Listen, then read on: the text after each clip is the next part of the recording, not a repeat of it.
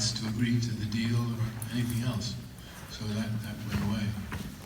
Yeah, we needed 3 groups to agree and to sign before we could get in to get the negative. And then once we got in, we didn't know whether it was dust or what kind of shape it was in. And was the final shot of the drive-in had to be created? Yeah. Yeah, that was ILM helped us with a lot of the compositing. So that was something that we sourced. We licensed the clip and then we composited. But yeah, there was a fair amount of visual effects work that I think we ended up doing just a little bit under 100 shots. But yeah, Frank had a great relationship at ILM, so they kind of pitched in. And so a little bit of those rough edges and the things that Orson meant to shoot, we were able to do as visual effects shots. Bob, you had a big job. You did a great one.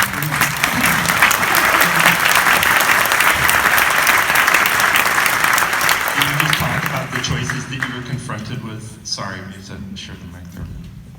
Yeah. Can you just talk about the choices that you were confronted with as an editor? Well, of course, because Orson shot it over a 6-year period, there were a lot of choices. And, it was almost 100 hours of footage. So it was a lot to work with, but, as an editor, it's always good to have more choices than less choices, and he provided a multitude of choices, and we were just trying to decide, like any movie, what was best, what served the story best, and what helped to tell the tale of these characters in the most succinct way. So I'll never complain about having too much footage. I mean, it's always great to have a lot of footage, and Orson really provided it, and just watching his, everything he had shot was incredible. So Marty, coming at the film for the first time for you, what's your overall? Well, I knew nothing about the film. I had heard for years from Peter and Frank and others that a film was being made, and something to do with a film director, and it was a party. I had no idea. So when I saw the picture, I must say I bring to it a kind of objective, as much as possible, ignorance to everything, and it took me on a ride. I must say it's an extraordinary achievement what you all did to make this possible. It's remarkable, just remarkable. I didn't realize that it was 6 years. I thought maybe it was 15 or 20 years that he was shooting. Who knows? But I sort of put it out of my mind that way, and it would never be seen. And for me, I was totally surprised by what I saw.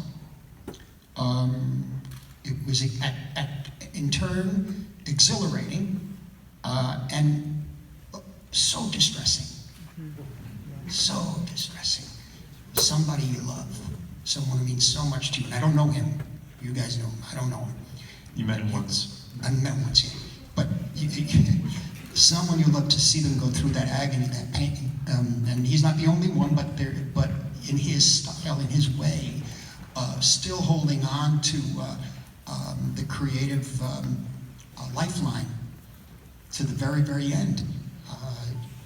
And something too that I began to realize is, well, it's a funny thing. I said, what the hell do we expect from Wells again?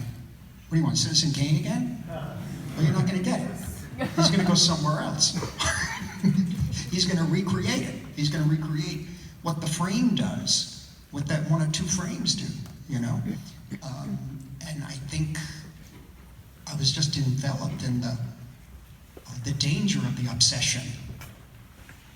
The danger of the obsession, And what I mean is that it could take you down with it, but that's where you're going to go. He's going to go there. That 1 or 2 frames got him for the rest of his life. Whether he meant to finish it doesn't matter. I do mean that, because he was going another way, trying to create something, a new form of communication with the image and sound. That's what over the past 2 days, and I saw your documentary and everything, guys, so that even made it clearer, And Morgan, you're looking at this through the other end of the telescope, making the documentary and seeing the film coming together at the same time. So from that perspective, how does the film feel to you? I mean, what's interesting is, all the themes that were in Orson's life played out completely as, I can't call you Marty, but I'll call you Mr. Scorsese.